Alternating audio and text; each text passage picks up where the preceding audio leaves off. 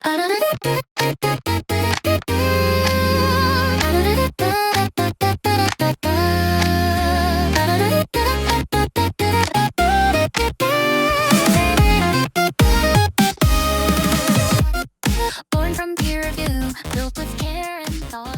月26日、皆様クリスマスも終わりましたね。いかがお過ごしでしょうか。Cardano Radio 今週もスタートです。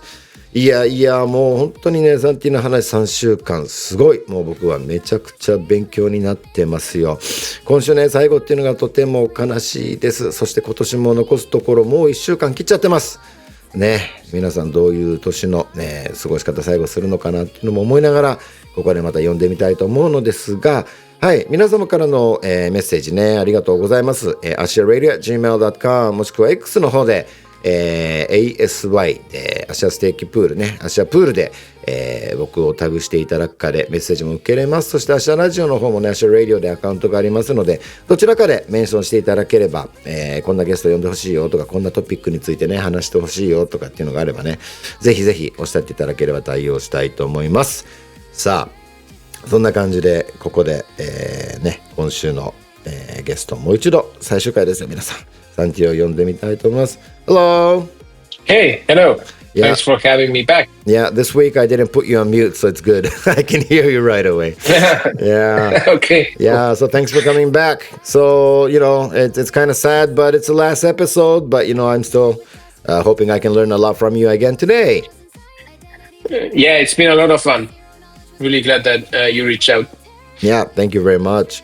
So, basically we did a lot of talking about Cardano in general. We talked about the Supernode, DX3. We talked about the Catalyst as well. So, we basically covered a lot of things, and, you probably have some things to talk about in mind. So I would like to pass the mic to you again. Yeah, sure. We can talk about any tech topic. I think that one that's interesting is a little bit of the events that happened, was it 2 weeks ago? Yeah. Almost 2 weeks ago. Mm-hmm. Where we suffered an attack on the network that created a bumpy Friday. Yeah. Maybe we can, do you remember what you were doing when things went south that day? Yeah, I think I was following things on X, and I don't remember what time it is, but like people, not only the nodes itself, but people were talking about the blocks were not being made and this and that, and I wasn't panicking until people started panicking, you know what I mean? And then, the chain reaction happened, and I'm like, all right, I don't think I can solve this problem by myself, so let's wait until what happens. So that's how it went. But I was pretty worried about it. Yeah. In Argentina, it was in the middle of the night that things got complicated on mainnet. Mm-hmm. And at TxPipe, we manage a lot of servers and infrastructure. And very, very early in the morning, I got a lot of alerts from our servers saying that things just stopped synchronizing. It was DVSync. DVSync, for those who are not familiar with, it's a tool that sits on top of the Cardano node and indexes all of the chain data into a database for them to query. And that suddenly stopped synchronizing. The first thing you think about when that happens is that DVSync was having an issue, that this database was having an issue. The last thing that you would think of is that the actual network stopped evolving. And so that was an interesting way of getting up in the morning with a lot of alerts of everything crashing. Now, it was a very interesting, from the technical perspective, it was a really interesting event. It was a really bumpy day, getting everything back together. And just talking about my little piece of infrastructure that we manage. I mentioned that the war room with all of the SPOs and IOC and CF trying to get things together was a lot more high pressure, to say the least. So it was it was bumpy, but it was interesting from the technical perspective. The thing that happened, and there is an excellent write-up from Pi, which I think you already had in the show, where he explains everything in a lot of detail, much more detail that I can provide. So if you want to get really into the weeds of what happened, I recommend that. But the little thing that triggered everything was a few extra bytes in one particular certificate. When you send transactions to the blockchain, some of those transactions might contain certificates, like when you delegate to a specific pool, that's a certificate. When you register your stake account, that's another certificate. And in this case, there was a certificate where one of the values within the certificate, hash in particular, was duplicated. So it had a few extra bytes. And that little detail, which seems like a small thing, it was something that the infrastructure around the node didn't know how to handle. The node itself, the newer versions of the node, did know how to handle it. But all of the tooling around, in particular DB-Sync, like I was mentioning before, which is not just a little detail, it is what exchanges use to query data. It is what bridges use. It's what almost every big enterprise connected to Cardano uses. So the fact that DB-Sync was not working was a huge deal. But the node kept going and kept moving forward with the chain, but all of the adjacent infrastructure suddenly halted. So that was those alarms that triggered very early in the morning. Now, gladly, there was an older version of the node that didn't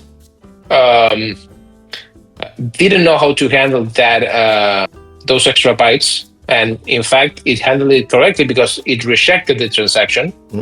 But the problem was that most of the chain that was already running on a specific Cardano node version went one way, meaning that it started to evolve the chain in one direction, and a subset of the nodes evolved the chain in a different direction. So now we had what we call a fork.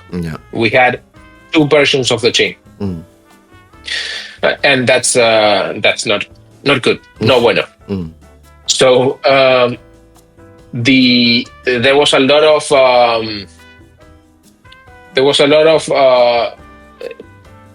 tasks that needed to be implemented by the SPOs in order to upgrade to specific versions or to connect relays in a certain way so that everybody would start seeing the correct version of the chain as the main source. And that took some time. But at some point, after several hours, most of the network switched to the good fork, and then any other that was just looking into the bad fork was forced to jump to the good one once the majority of the network was in the good one. So it got solved, but it wasn't easy. And I think that there are a lot of takeaways from what happened, and we can discuss why it happened. But I think my takeaway is that no system is perfect, and bugs will always appear. It doesn't matter how much effort you put in the process. At some point, some sort of bug will appear, and you can't fight against that. You have to build procedures and a scaffold that allows you to manage when those things happen. The other takeaway from my perspective is that this issue goes to show that we need node diversity on the network. Node diversity, to give just an introduction, is this idea that instead of having a single piece of software that all the SPOs run, we have different versions of the node so that different parts of the network, different SPOs, it's running different software. Even it could be that one SPO is running multiple versions of the node within its own pool. And what this benefits the network, because the chances that the same bug appears in two totally different software components, it's very low. When you have a very homogeneous network where everybody's running the same software, if one bug appears, then the chances that that bug is present in the majority of the network, it's very high. This time around, we had a few SPOs that were running an older version of the node, and that gave us version diversity. But at the end of the day, it was the same software. It was the Cardano node that was running. There is a project, I'm not sure if you're familiar with it. It's called Amaru. It's cool. It's a new development of the Cardano node. It's built on Rust. It's pushed by Pragma, which is a member-based organization.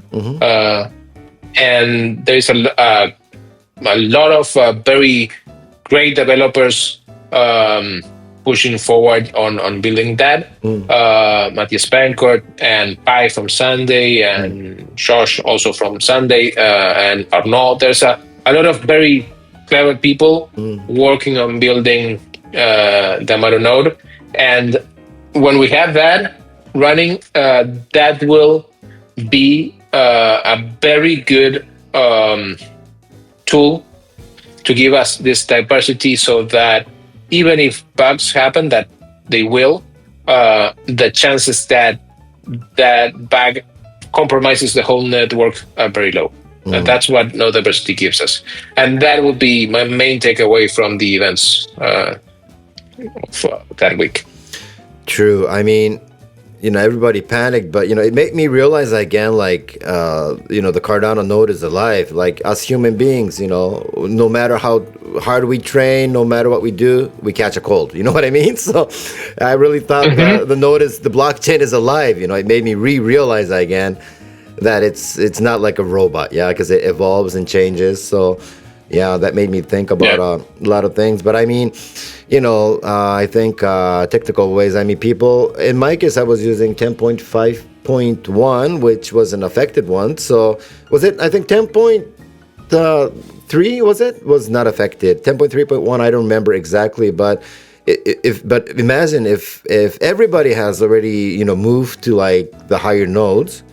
I mean, do you think there was no way to fix it, or what's your point on that? Yeah, well, it would have been fixed, but it would have been a few days instead of a few hours.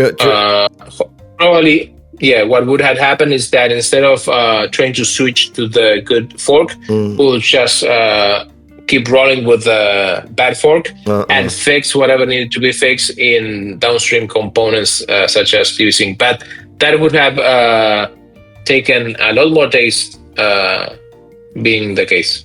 So there have been, a lot of rollbacks as well too. So, but the war room sounded, very, very harsh. But but they really, everybody, like you mentioned, of course, the SPOs and, all the entities of Cardano. I mean, everybody came together and tackled the bug. So, that was like the starting point of this future Cardano for 2026. So, out of the bad came the great. Yeah.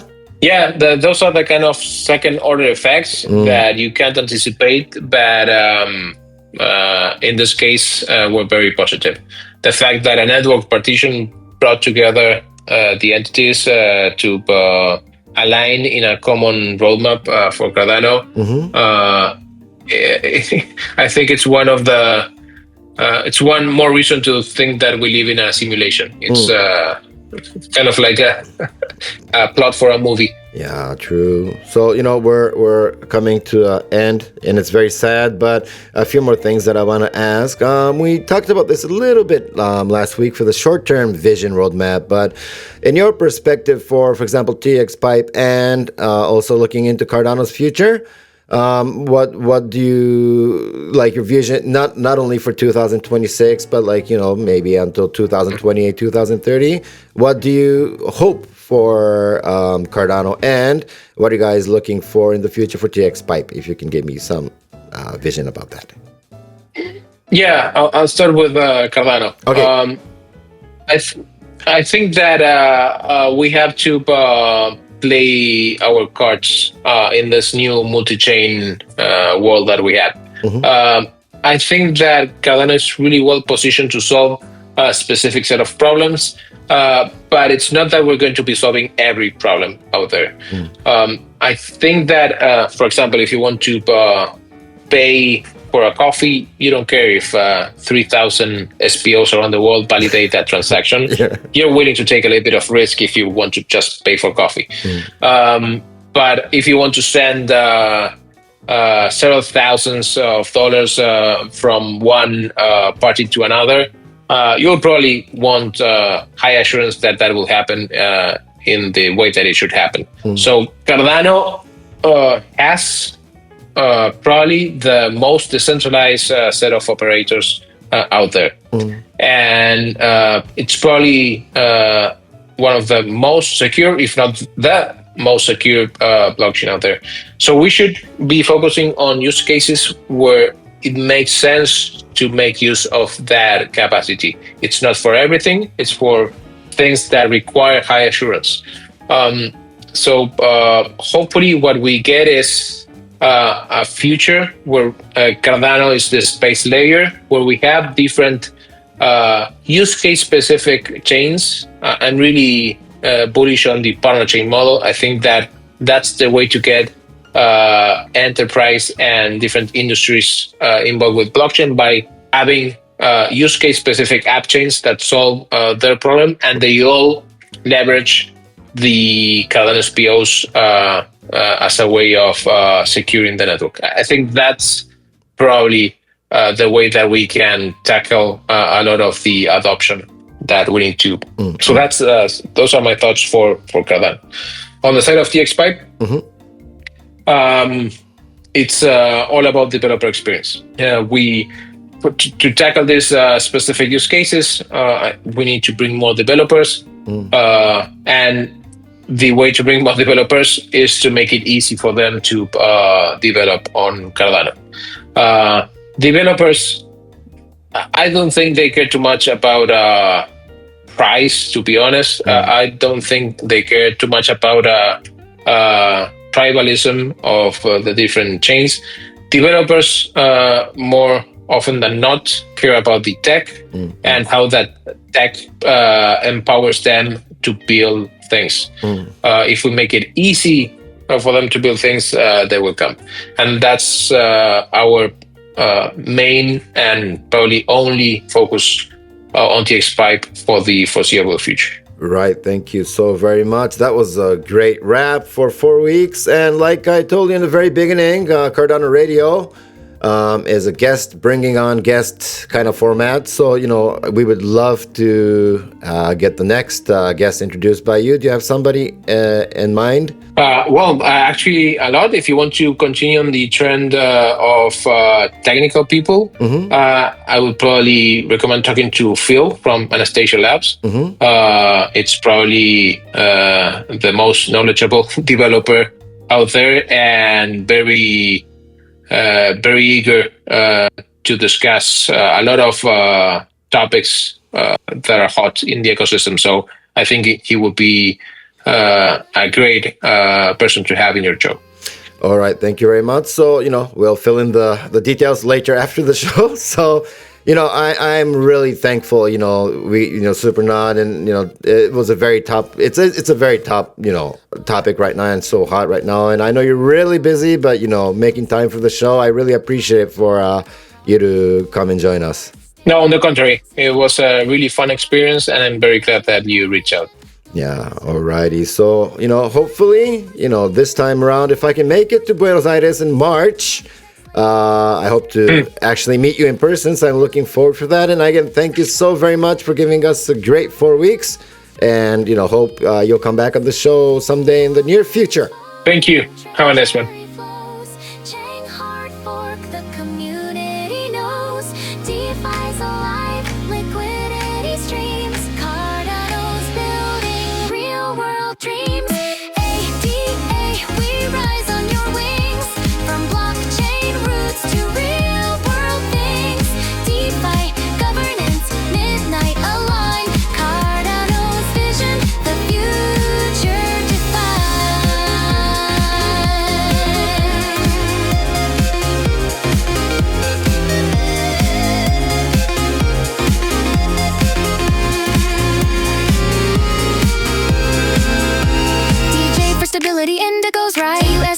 interest decentralized. Decks are trading, pools stay deep. Stake, delegate, rewards to keep. Midnight with us, protecting the right. Privacy balanced with laws in sight. Identity verified